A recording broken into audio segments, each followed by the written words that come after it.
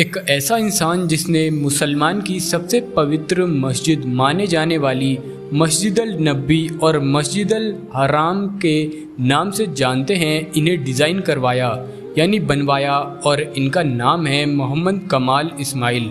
पर आखिर मोहम्मद कमाल इस्माइल ने मस्जिद को बनवाते वक्त ऐसा क्या मौजिज़ा देखा जिसने पूरी दुनिया को हैरान कर दिया, और आखिर मस्जिद अल हराम और मस्जिद अल नबी को दोबारा कैसे डिज़ाइन किया गया था, चलिए जानते हैं। शुरुआत होती है जब डॉक्टर कमाल सफ़र करके ग्रीस पहुँचे और मस्जिद अल हराम के लिए लगभग आधा पहाड़ ख़रीदने का कॉन्ट्रैक्ट साइन किया।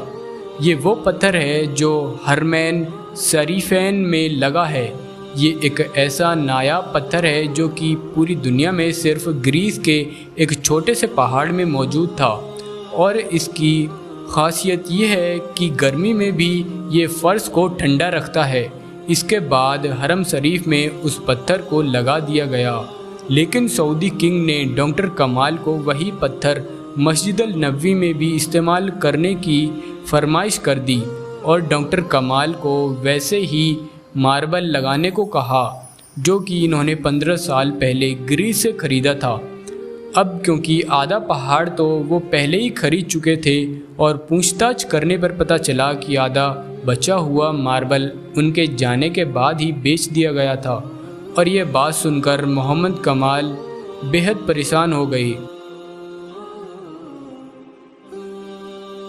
पर उन्होंने वहाँ के सेक्रेटरी से गुजारिश की कि मुझे उस शख्स का पता बताओ जिसने बचा हुआ मार्बल ख़रीदा था।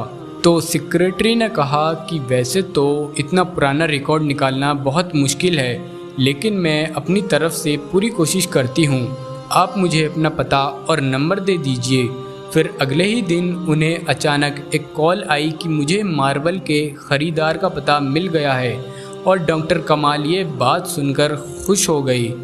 और जब उन्होंने वो पता देखा तो उनका दिल कुछ समय के लिए धड़कना बंद सा हो गया, और फिर उन्होंने एक लंबी सांस ली क्योंकि वो जो पता था वो सऊदी कंपनी का था।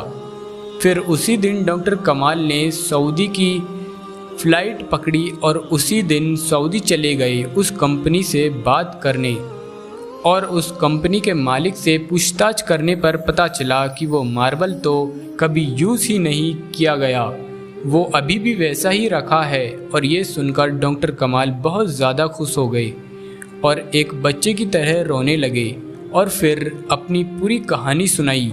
इसके बाद डॉक्टर कमाल ने कंपनी के मालिक को एक ब्लैंक चेक दिया और कहा कि इसमें जितना मर्ज़ी उतना पैसा भर लो, मैं आपको दे दूँगा, पर मार्बल की फ़र्श मेरे हवाले कर दो।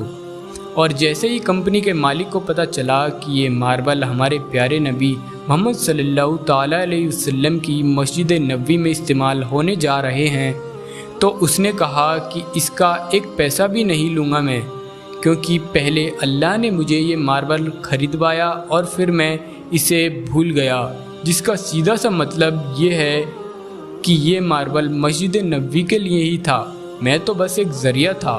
तो दोस्तों, अब इसके बारे में आपका क्या कहना है हमें कमेंट में ज़रूर बताएं, और इस वीडियो को लाइक करके अपने तमाम दोस्तों के साथ ज़रूर शेयर करें।